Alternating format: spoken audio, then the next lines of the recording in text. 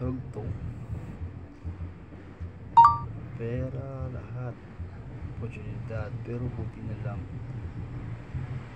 isang Google Scholar din ako sa Royal Mail, ganyan may connection, malaki, ganun, ownership, para yun sa Taish Pharma, parang medical, may shares ako dyan, pero hindi nila gusto malaman ko, kumuha ng mga istorya, ganun. Nandito lang ako, bumalik ako sa bahay, kasi nag-asawa ako 2015. Ang asawa ko, Cynthia Chica de la Cruz, pinanganak December 28, 1985. Commerce graduate. Diyan ngayon sa Barangay Lagana, Nakalotas City. Same city kami.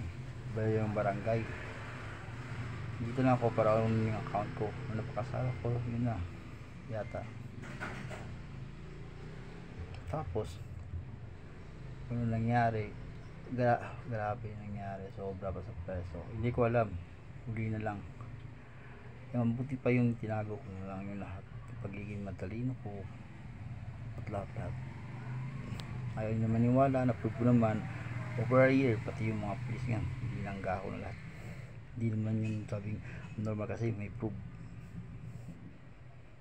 Eh dito ewan ko, monopoly, hindi nila alam ang kaya ng royal family sa likod ko.